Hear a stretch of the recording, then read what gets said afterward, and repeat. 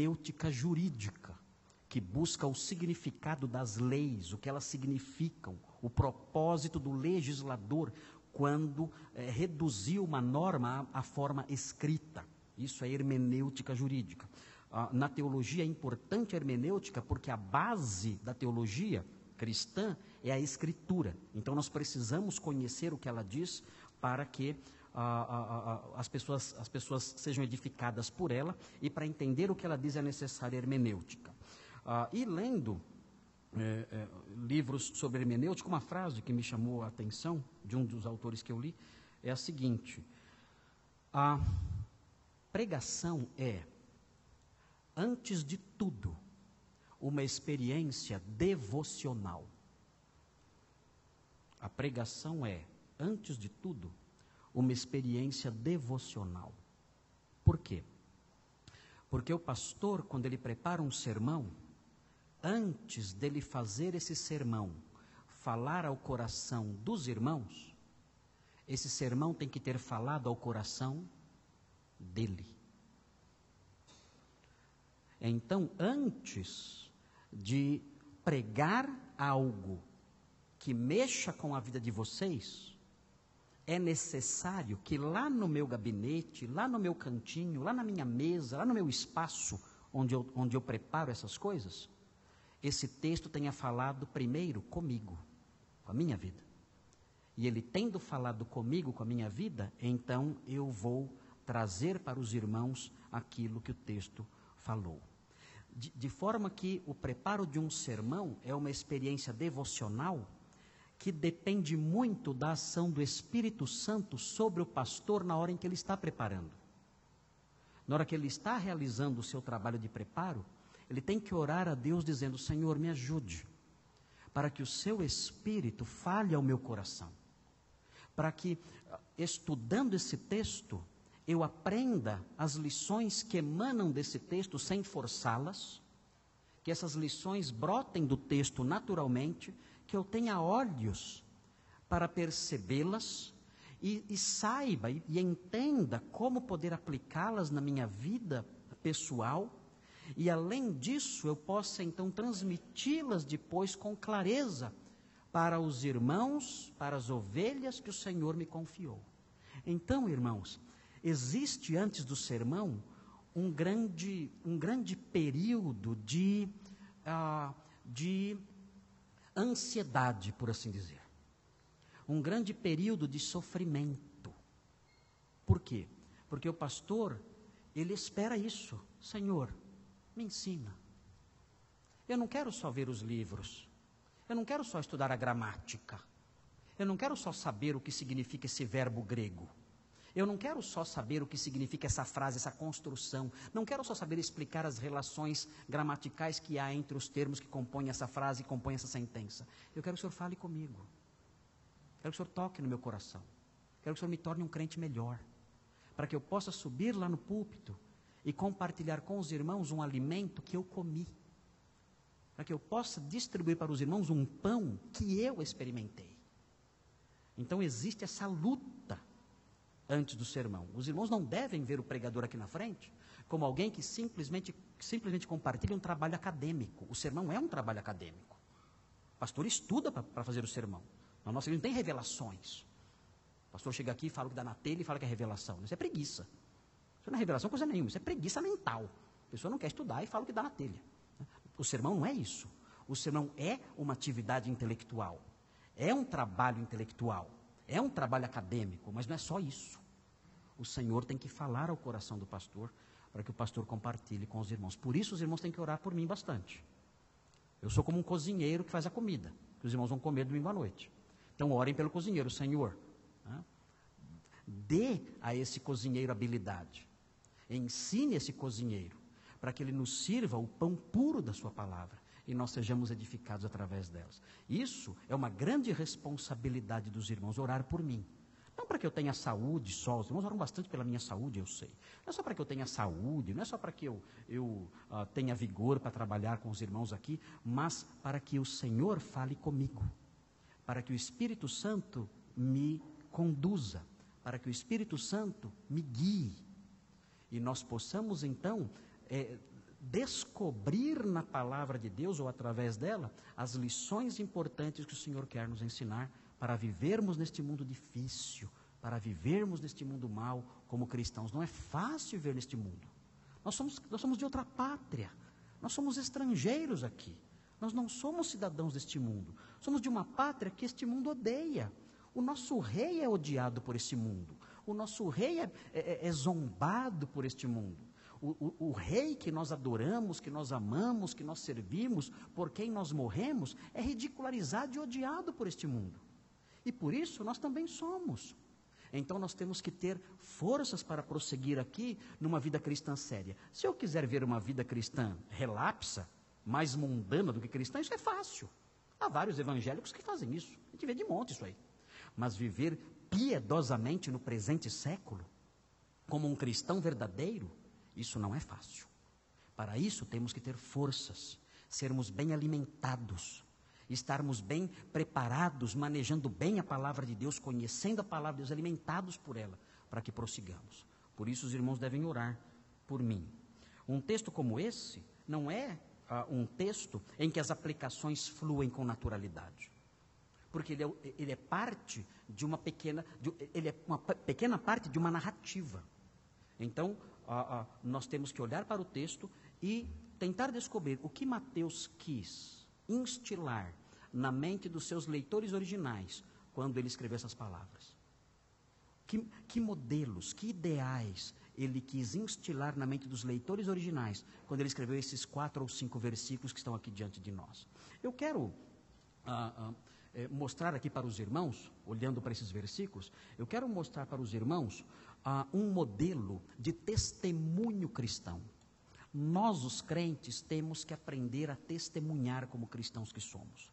E o texto que está diante de nós, nesse texto, nós vemos o Senhor Jesus diante de Pilatos. E o apóstolo Paulo diz, num texto que eu vou ler no final, o apóstolo Paulo diz que Jesus, diante de Pilatos, ele deu um bom testemunho, ele fez uma boa confissão. De maneira que o que temos aqui, nesses poucos versículos que estão aqui, são um modelo de testemunho que o Senhor nos dá e nós, como crentes, devemos seguir. Se nós quisermos ser crentes de verdade, impactando a presente geração, nós temos que imitar o nosso Senhor no testemunho que damos. E uma das formas de imitá-lo no testemunho que damos é observando esses aspectos do testemunho dele que estão nesses poucos versículos que lemos. Então nós vamos caminhar pelo texto e eu quero mostrar para os irmãos 3 aspectos do testemunho cristão que estão aqui. Eu não vou inventar, os aspectos estão aqui mesmo, não estou inventando, os irmãos vão descobri-los comigo.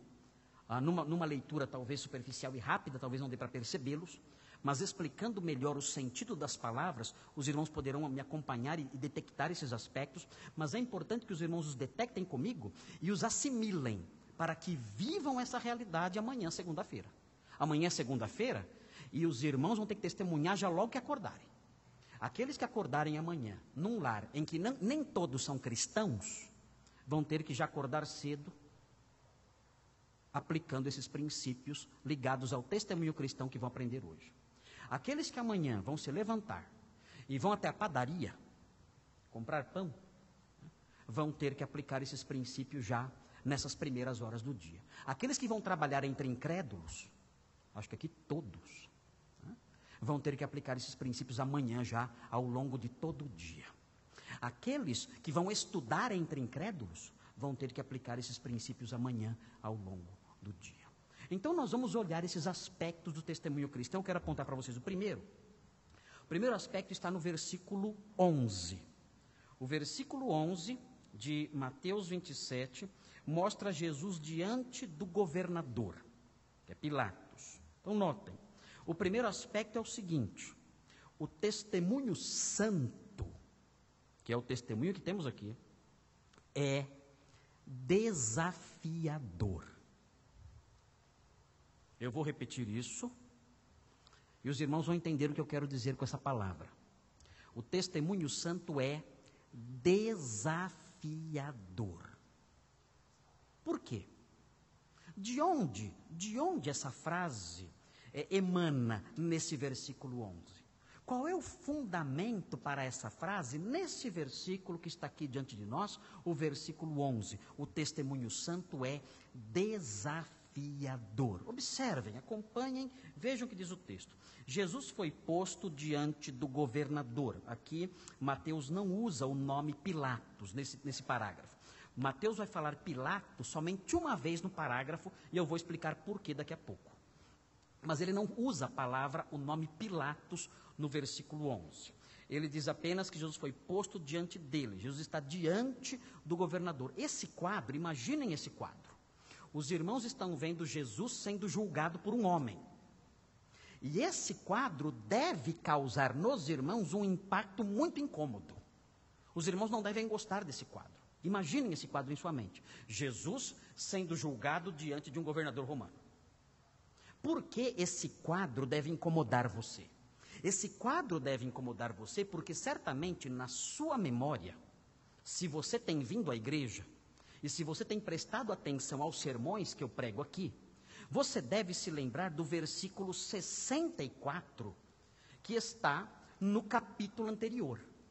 No capítulo anterior, o capítulo 26, você tem o versículo 64, em que Jesus diz o seguinte ao sumo sacerdote. Ele diz: tu mesmo disseste, respondeu Jesus, mas eu digo a todos vós, chegará o dia em que vereis o Filho do Homem assentado à direita do Poderoso e vindo sobre as nuvens do céu. O quadro que nós temos nesse versículo é do Senhor sentado num trono, e Ele vindo em glória para julgar a terra.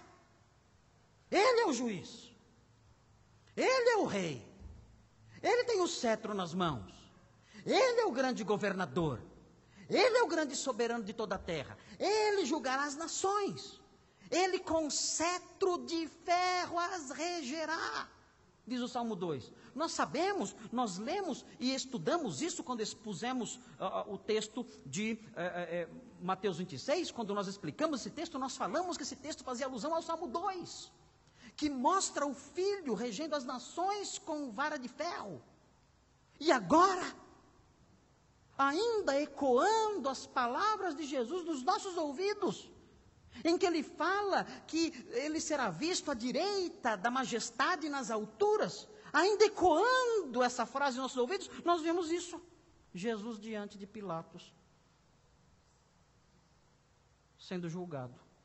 Um governadorzinho, meia boca, como falam os jovens por aí, de uma provínciazinha, também meia boca, do Império Romano. Meia boca é o quê? Meia boca é... O que é meia? Ninguém sabe o que é meia. O que é uma coisa... Está lá um Pilatozinho, governando uma provínciazinha, irrelevante. E Jesus sendo julgado por ele. Esse quadro deve causar em você um certo incômodo, porque você, como crente, deve ter uma esperança de um dia ver um quadro diferente. Este Cristo, este Jesus, aqui diante desse governadorzinho, ele um dia terá toda a terra e todos os reis da terra diante dele. Mateus quer mexer com a gente. Mateus quer criar esse contraste na nossa cabeça. Ele quer nos fazer lembrar, olha, isso compõe a humilhação dele, mas a história não vai acabar aí. Ele em breve, em poucos dias, esse homem que está diante desse governador de quinta categoria, esse homem um dia, em poucos dias dirá: toda autoridade me foi dada, nos céus e na terra. Não se deixe enganar por esse quadro.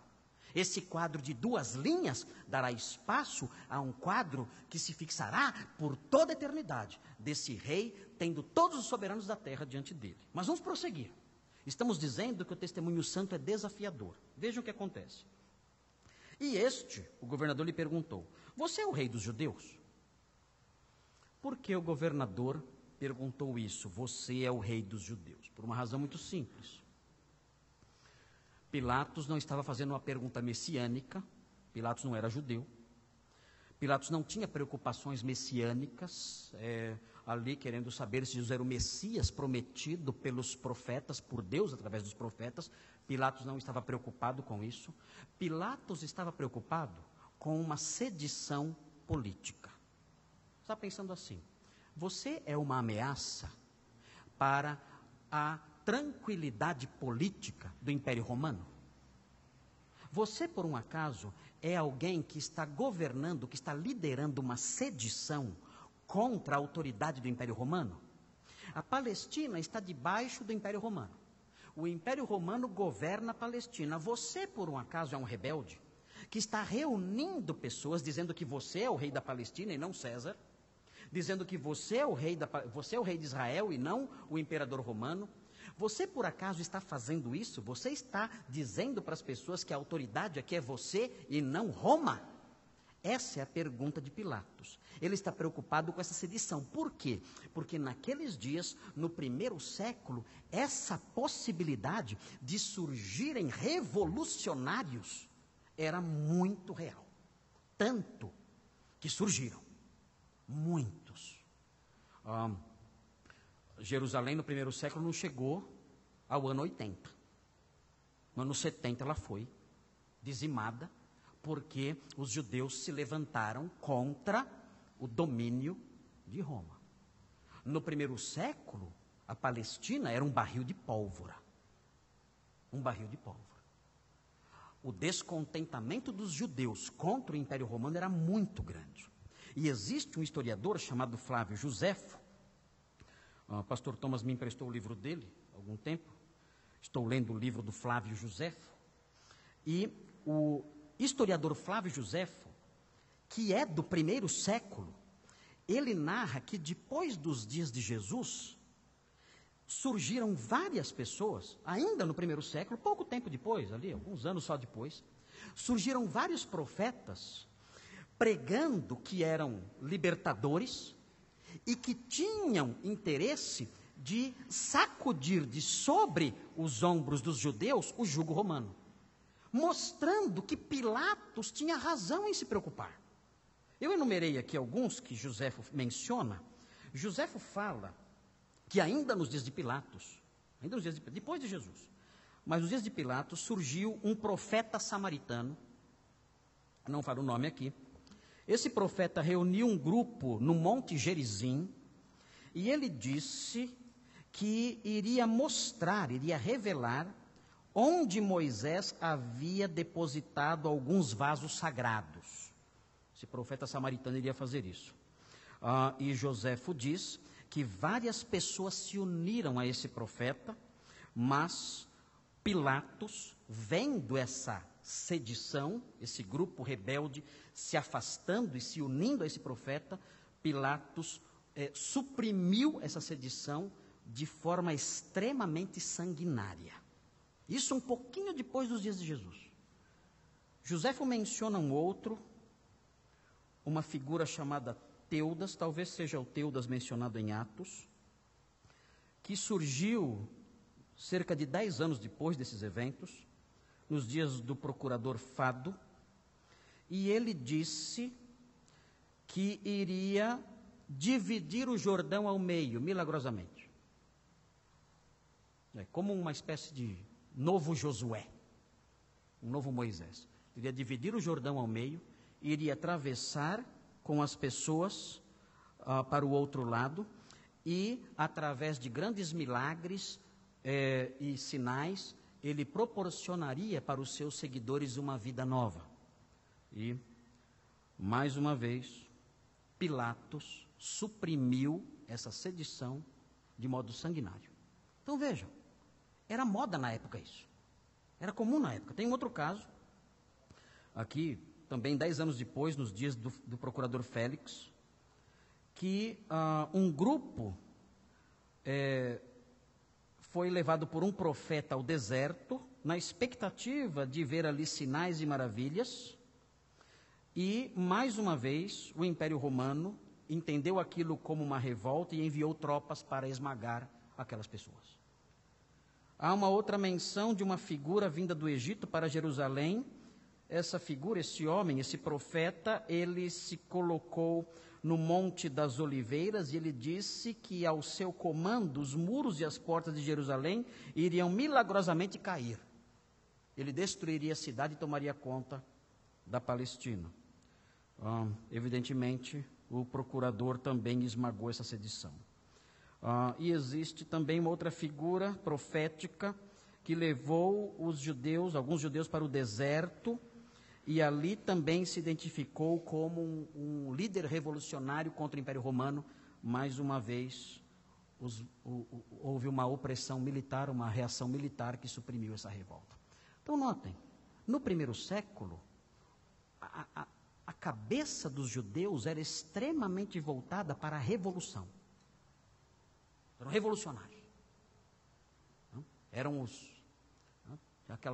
a mentalidade deles era sacudir de sobre os ombros o jugo romano. E Pilatos sabia disso. Por isso ele se aproxima de Jesus e pergunta: você é o rei dos judeus? Você é o líder de uma revolução? Você é um Che Guevara? Ivan, é irresistível falar isso aqui, desculpa. Você é um Che Guevara judaico? Você está querendo causar distúrbios políticos na nossa região? E o que é curioso é o que vem agora. Porque a resposta de Jesus é uma resposta oblíqua. O que é uma resposta oblíqua? Uma resposta oblíqua é uma resposta indireta. É uma resposta na diagonal. Essa é uma resposta oblíqua. Ele diz sim, mas o sim que ele diz é um sim um tanto indireto. Ele diz: tu o dizes. Quando nós lemos a resposta, nós pensamos assim: Jesus está dizendo o seguinte, quem está falando isso é você, não sou eu. Isso seria uma resposta evasiva. Não tem gente que fala isso? Não tem gente que faz isso? Que responde assim, quem está falando isso é você, não sou eu. Eu não falei nada. Quem falou foi você. É uma resposta evasiva. Aqui não é assim. Quando Jesus diz isso, não é esse o sentido. Ele está se evadindo dizendo, Pilatos, eu não falei nada, é você que falou. Não vem para cima de mim, não. Não me responsabilize. Quem está falando é você, eu não tenho nada a ver com isso. Não é isso. O que Jesus faz aqui ao dizer, tu o dizes, é o seguinte: olha, eu sou sim. Agora, você ouviu as suas palavras? Você escutou o que você falou? Você está disposto a assumir as consequências disso que você disse agora? Esse é o sentido dessa frase de Jesus, tu dizes. Ele está dizendo, sim, eu sou, é isso mesmo, mas note bem, isso está saindo da sua boca. Você está disposto a sofrer as consequências caso aceite isso que você mesmo está dizendo? É uma resposta que desafia Pilatos a uma atitude. E é nesse aspecto, há uma resposta, há uma responsabilidade. E é nesse aspecto que o testemunho santo é desafiador. Qual é a aplicação disso para nós? O que o texto mostra que devemos fazer quando lemos algo assim? É simples. Quando nós testemunhamos acerca da nossa fé, como acontece aqui com Jesus dizendo que ele é o rei dos judeus, falando a verdade, quando nós testemunhamos acerca da verdade, nós temos que fazer de tal forma que chamemos as pessoas à responsabilidade. Você é crente? Sim, eu sou. O que você vai fazer agora com essa informação? Você vai zombar de mim? Ou vai abraçar a minha fé? O que você vai fazer agora? Eu sou. Você crê que Jesus é Deus? Sim, eu creio. Jesus é Deus. Como você reage a isso agora? Eu compartilhei esse texto com você, expliquei para você sobre o Evangelho. Você vai embora? Calma. O que você vai fazer com essas informações? O testemunho santo tem que chamar as pessoas à responsabilidade. Elas não podem se evadir, virar as costas e sair. Não. O que você vai fazer com isso? Que agora chegou ao seu conhecimento. Vários anos atrás, eu fui chamado para dar uma aula no curso Anglo. Era uma aula sobre religiões. Então, chamaram vários professores de várias religiões. E chegou o dia da religião protestante, do cristianismo, segundo o ponto de vista protestante. E me convidaram, eu fiquei muito surpreso, me convidaram para ir lá no curso Anglo falar aos jovens. E eu fui com muita alegria, porque sempre aproveito essas oportunidades para evangelizar todo mundo. E me deram ali espaço na aula, e eu dei uma aula sobre cristianismo. Eu expliquei o cristianismo, as bases do cristianismo e tudo mais, e eu compartilhei o cerne da mensagem cristã. E eu fiz isso usando a Escritura e usando alguns pais da igreja, alguns teólogos do passado, expondo para aqueles jovens as verdades sobre o cristianismo. Quando eu terminei a aula, houve uma grande revolta na classe. Os jovens são revoltados, né? Eles ficam revoltados com qualquer coisa. Né? E a reação dos jovens foi a seguinte: espera aí, isso aí é cristianismo? É isso? Falei, exatamente. Isso aqui que eu compartilhei com vocês é a essência do cristianismo, é isso aqui. Eles disseram, se isso aí é o cristianismo, então por quê? Nunca disseram isso para nós. Nós vamos à igreja, dizem que nós somos cristãos, nós dizemos que somos cristãos, nossos pais dizem que nós somos cristãos, nos batizaram quando bebês como cristãos, e nós nunca escutamos isso.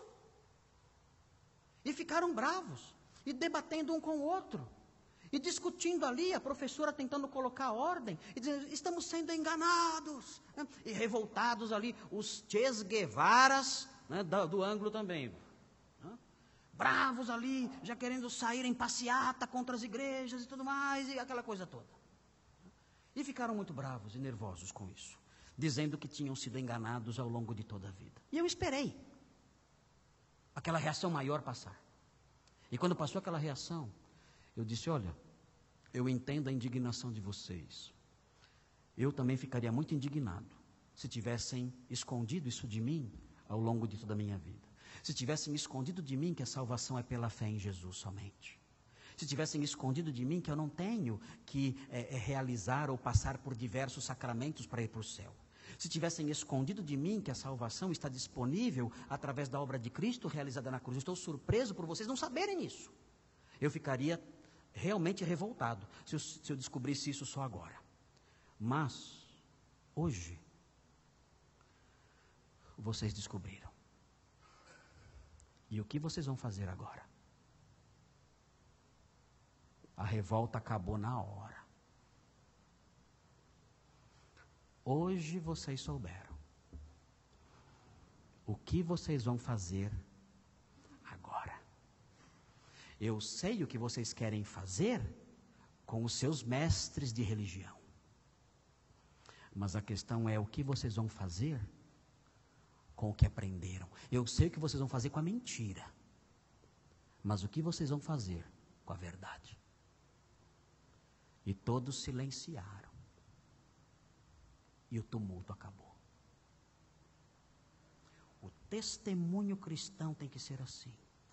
Não aceite elogiozinhos. Ai, que lindo. Olha, até chorei quando você falou. Ai, que lindo. Olha, eu sempre escuto. Eu gosto de escutar no rádio as pregações. Ah, olha, eu vou na igreja um dia, sabia? Eu vou. Olha, é muito importante. Ai, olha, o meu coração até se aperta. Olha aqui, olha. Está saindo lágrima até. Amigo, obrigado por seus elogios. Obrigado por sua educação, ao me ouvir. Mas, o que você vai fazer agora? Com Qual é a sua reação diante disso? Tem duas apenas: sim ou não. Quem disser sim, será salvo. Quem disser não, estará para sempre condenado. Qual vai ser a sua resposta agora? E o Senhor nos ensina isso quando Ele diz para Pilatos: tu dizes. Você está dizendo. E agora, Pilatos, o que você vai fazer? Mas o texto prossegue. O texto prossegue nos versículos 12 e 13. E há nos versículos 12 e 13 mais um aspecto do testemunho cristão que eu quero que os irmãos observem. Quando os irmãos forem testemunhar lá fora, amanhã, chamem as pessoas à responsabilidade. Façam como Jesus fez.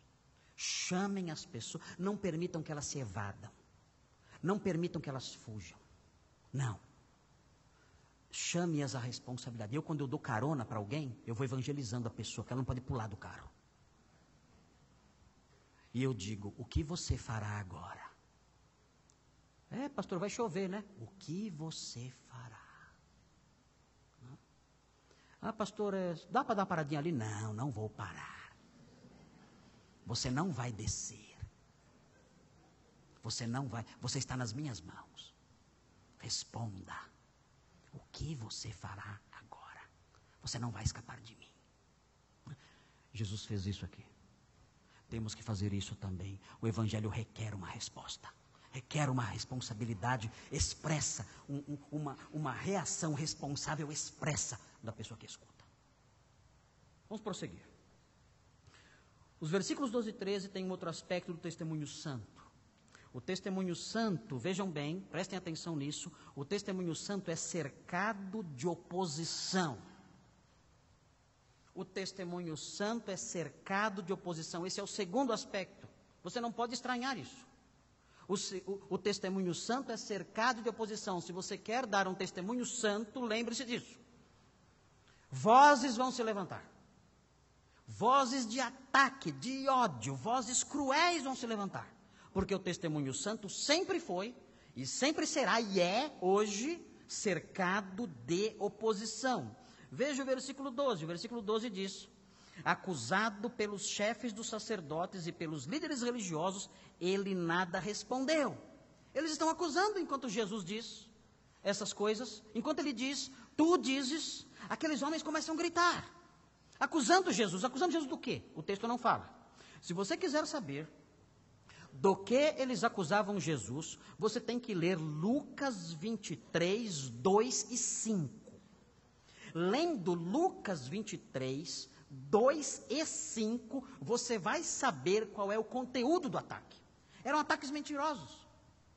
Estavam dizendo que Jesus era sim um revolucionário.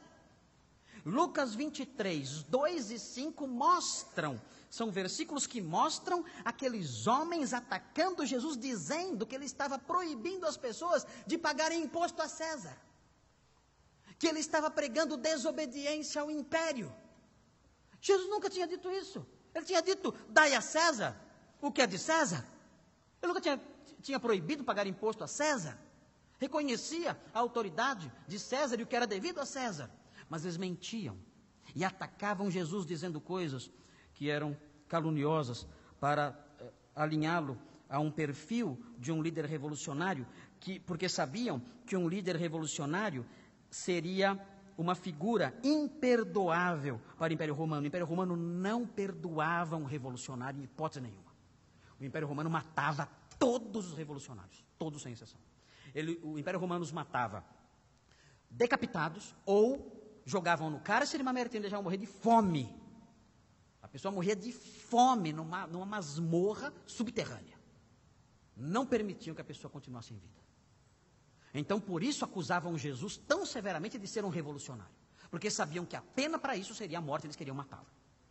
Então, nós vemos esse grande vigor aqui, nas acusações, o testemunho santo sendo cercado de oposição.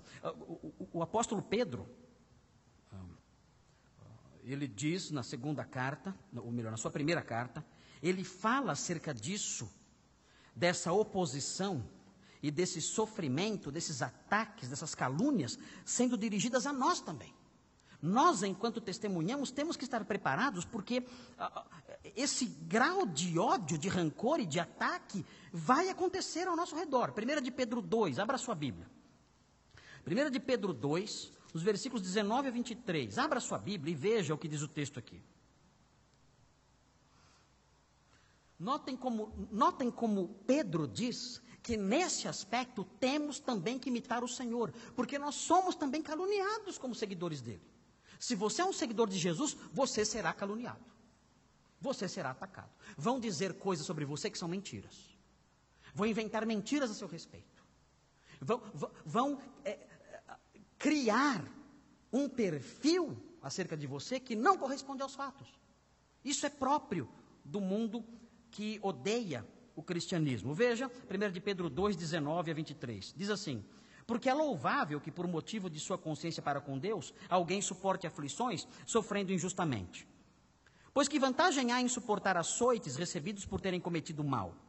Mas se vocês suportam o sofrimento por terem feito bem, isso é louvável diante de Deus.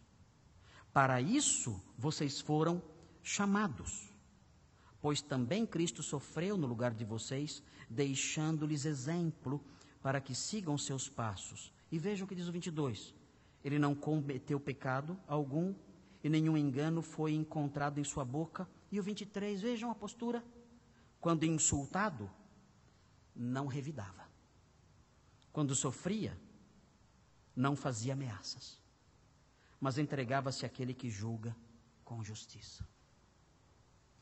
Enquanto eu estou testemunhando, eu estou sendo atacado. O que eu devo fazer? Isso aí que você falou é tudo você. É isso? Você me xingou? Bateu, levou. É isso? Falou o que quis? Como que é o resto do versículo? Falou o que quis? Ouviu o que não quis? É isso? Não.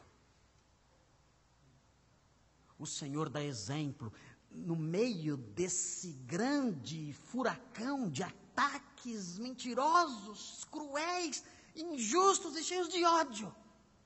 Ele não abre a sua boca. Ele não revida com ultraje. Ele não ataca aquelas pessoas. E nos dá assim o exemplo que Pedro menciona aqui. Então nós vemos no texto que está diante de nós uma lição importante.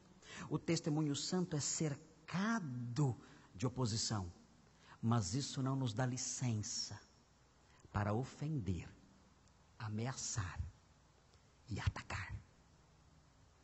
É importante saber disso. Mas notem, o texto prossegue.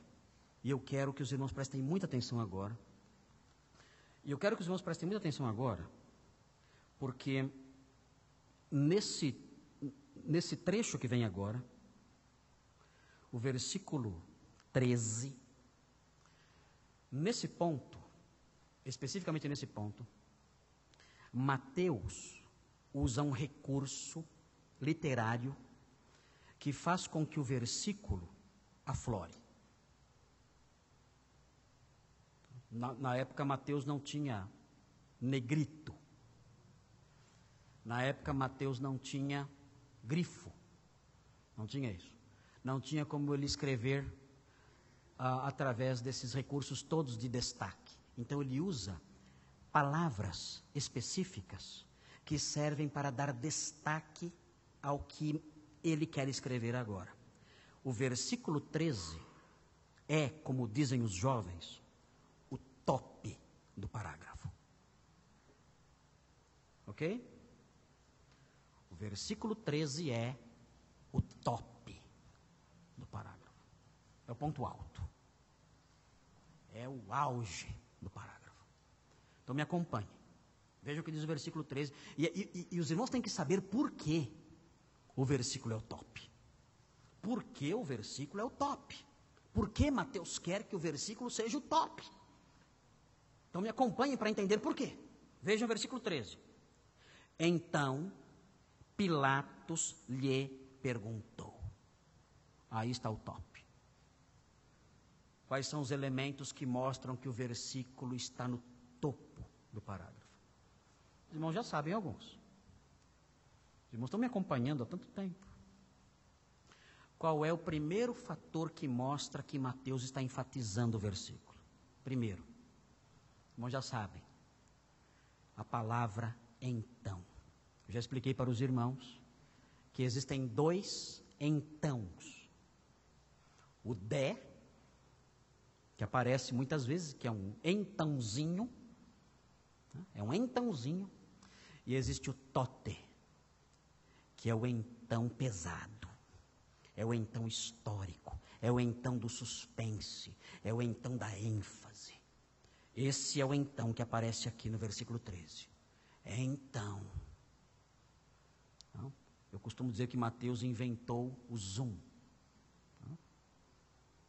Mateus inventou como fala quando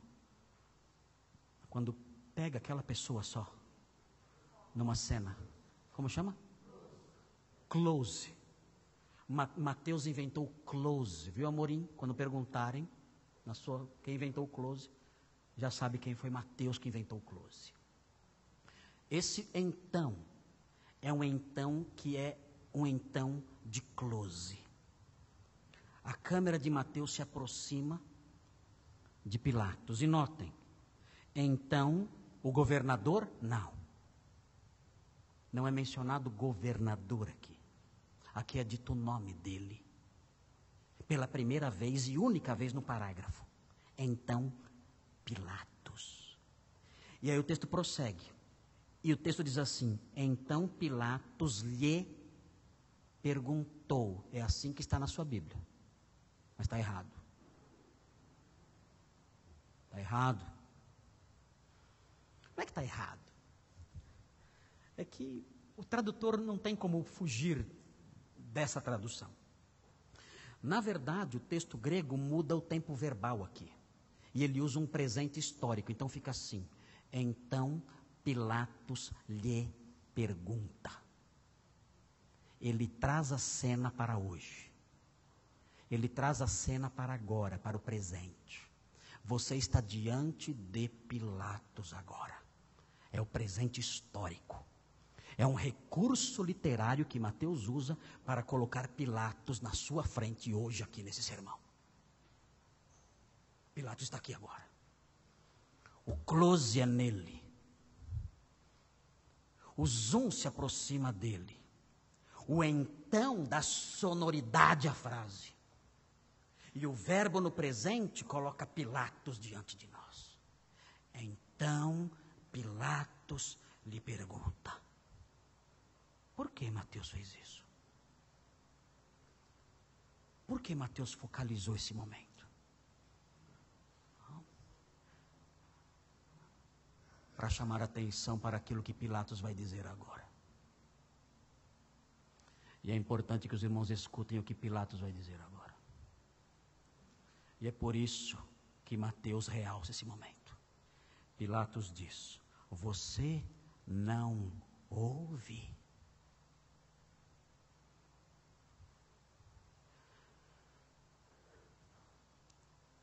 Você ficou surdo? Você não está escutando? E o silêncio de Jesus é uma resposta dizendo: sim, eu agora estou surdo. Mas o que isso significa? Por que Mateus realça tanto esse momento?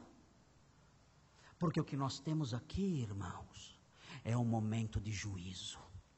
Jesus está dizendo: vocês que me ouviram tantas vezes, vocês que escutaram a verdade tantas vezes, meus inimigos, vocês que disseram tantas mentiras e eu sempre os corrigi, vocês que disseram tantas insanidades e maldades e eu sempre os corrigi, eu quero que vocês entendam que agora, daqui para frente, eu estou surdo para vocês.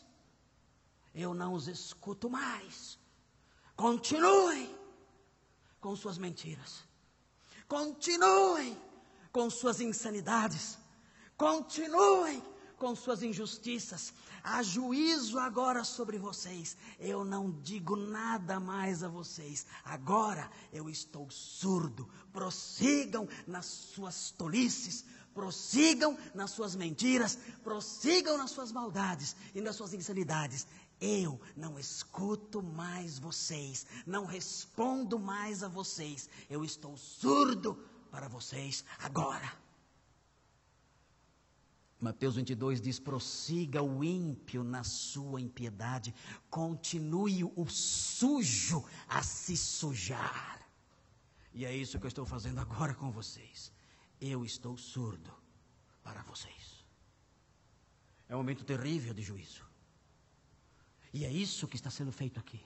Eu não escuto mais esses homens. Eu sei qual é o meu destino. Eu sei para o que eu vim. Eu sei que eu vim para morrer. E eu vou deixar esse barco correr.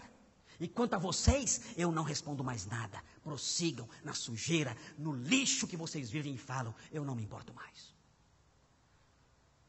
Nós, os crentes, temos que aprender com isso.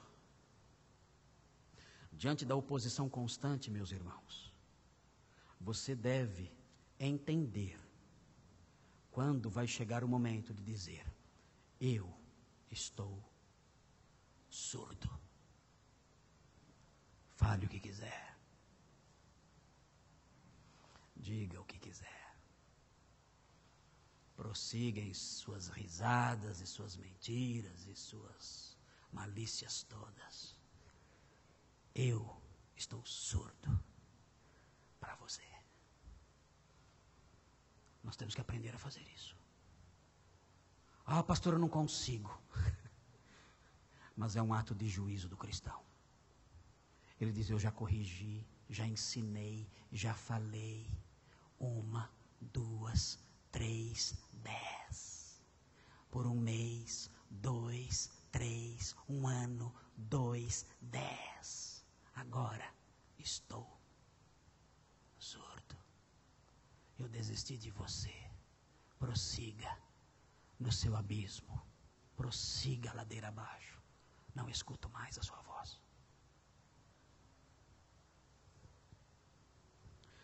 O testemunho santo acontece no meio dessa oposição. E nós temos que ter entendimento para imitar o Senhor. E ficarmos, muitas vezes, surdos. Não treine só os seus lábios para responder. Treine seus ouvidos para se fecharem. O Senhor nos ensina isso. E há o tempo certo de fazer isso. O Senhor Jesus ensinou por 3 anos. Depois ficou surdo. Ensinou por 3 anos. Depois ficou surdo. E o texto termina. O texto termina no versículo 14. O texto diz: mas Jesus não lhe respondeu nenhuma palavra. De modo que o governador ficou muito impressionado. Ele volta a falar governador. Não fala mais Pilatos. E volta a usar o tempo verbal do passado. Sai do close e volta para o filme normal. E o que nós aprendemos aqui? Que aspecto do testemunho cristão é destacado aqui? O aspecto é o seguinte: o testemunho santo causa espanto. Esse até rimou. Né? O testemunho santo causa espanto. Dá até para fazer um rap, né? É tão fácil fazer música hoje em dia, né? Só você ficar falando as coisas, não precisa mais nada. Né? O testemunho santo causa espanto. Versículo 14 mostra isso. Os irmãos têm isso com clareza aqui no versículo 14. A questão é, por quê? Por que Pilatos ficou tão espantado? Por quê? Jesus está lá dizendo: olha, eu tenho o direito de permanecer calado, é isso? Como fizeram aí os os operadores aí do Lava Jato? Eu tenho o direito de permanecer calado, meu direito constitucional, é isso? Claro que não. Claro que não. O silêncio de Jesus causou espanto por outro motivo. Os irmãos não podem perder de vista o aspecto profético disso aqui. Porque Isaías 53, 7, quando os irmãos puderem ler em casa, Isaías 53, 7 fala o quê? Fala que ele foi como uma ovelha muda perante os seus tosquiadores. Ele não abriu a sua boca. Ele ficou em silêncio. E não disse nada. Então existe um cumprimento profético aqui no versículo 15. Não há dúvida disso. Mas esse silêncio causa espanto em Pilatos, não porque Pilatos lembrou de Isaías 53, 7. Esse silêncio causa espanto em Pilatos, porque Pilatos sabia o quanto esse silêncio iria custar. Pilatos ficou admirado, porque ele sabia que se Jesus continuasse quieto, o resultado daquele processo seria a morte. Ele ficou admirado com o preço que Jesus estava pagando. Não era o silêncio em si que o fazia ficar admirado, mas Pilatos sabia, se esse homem não abrir a boca, se esse homem não se defender, ele vai morrer. O preço é alto demais. É a vida dele. Ele, pelo fato dele dizer que é o rei dos judeus e não se defender, pelo fato dele ter conquistado o rancor dos seus inimigos e não se defender, isso tudo fará com que ele morra. E ele não se importa. Ele está pagando o preço. Ele está ficando quieto. Eu estou dando chances para ele. Eu estou dizendo, olha, diga alguma coisa. Eu quero te ajudar. Eu Pilatos, não quero te condenar. Você não percebeu ainda? Você não percebeu que eu estou tentando dissuadir os seus inimigos a condenarem você? Você não percebeu ainda que eu estou fazendo o que eu posso para livrar você disso? Me ajude, por favor. Faça alguma coisa, diga que não, diga qualquer coisa, diga o sentido daquilo que você tem ensinado, mostre algo em sua defesa, por favor, porque isso vai acabar em morte. E Pilatos percebeu que Jesus sabia disso. Jesus não era um bobo. Ele sabia que aquilo ia redundar em morte, mas mesmo assim, ele fica quieto. E o testemunho causa espanto em Pilatos por causa disso. O preço do testemunho era alto demais. E Jesus estava dizendo, eu vou pagar. É nesse aspecto que o testemunho santo causa espanto. Quando eu pago por ele. Quando eu pago o preço por ele. Irmãos, há pessoas que abandonam a fé por causa de uma namorada.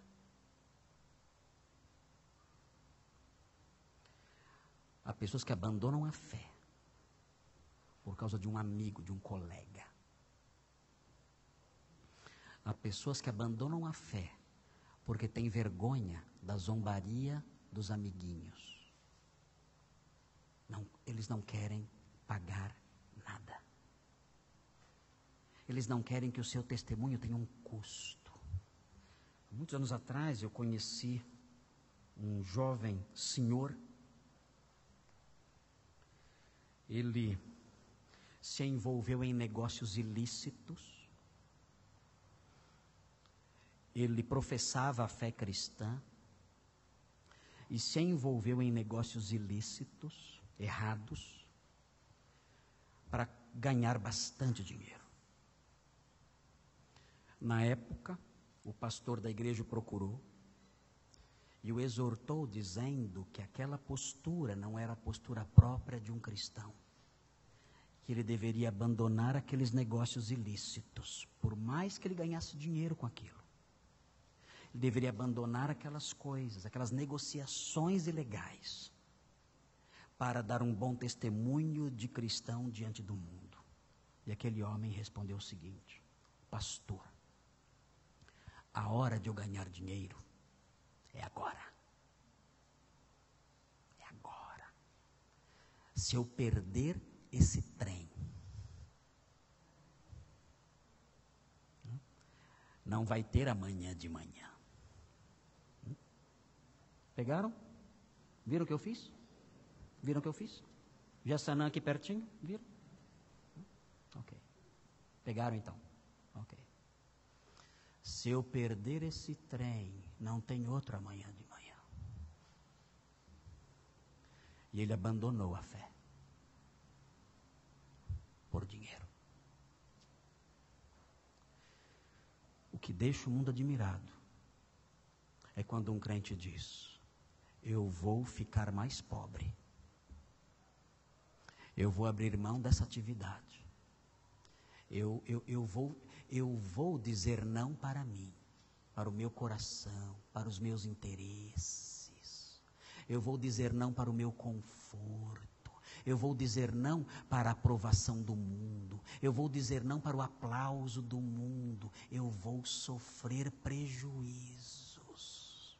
Mas eu vou manter o meu testemunho. E o mundo olhará. E como Pilatos dirá: o que acontece com esse homem? Esse homem enlouqueceu. Ele não percebe o quanto ele está perdendo. E o cristão fiel diz: eu permanecerei firme. Não importa o quanto eu venha a perder. Eu permanecerei de pé. E o mundo olhará para isso. E como Pilatos, ficará admirado. Esses são os 3 aspectos do testemunho santo. Ele é assim. Esse é o testemunho santo. Não podemos inventar outro. Não podemos nos mundanizar para atrair o mundo, como dizem por aí. Não podemos nos travestir de roupas sujas para atrair um mundo sujo, não. Essas são invenções modernas. O testemunho santo, ele tem esses aspectos que o próprio Senhor nos legou. É um testemunho desafiador. O que você fará agora? Tome uma decisão agora. O que você fará agora? É um testemunho cercado de oposição, mas que não rebate, e que julga, e que diz no final: prossiga, eu estou surdo agora. É assim, ele é severo. Ele é firme e severo às vezes. Ele para. Ele não responde mais. Ele silencia. E no silêncio, a condenação. A desistência, a condenação. E ele causa espanto, porque ele custa caro. E nós pagamos. É assim o seu testemunho? Seu testemunho não é assim. Seu testemunho não causará impacto nenhum, em lugar nenhum. Ó Deus, o nosso Rei nos deu exemplo do que é um testemunho santo. Capacita-nos a imitá-lo. Vamos orar.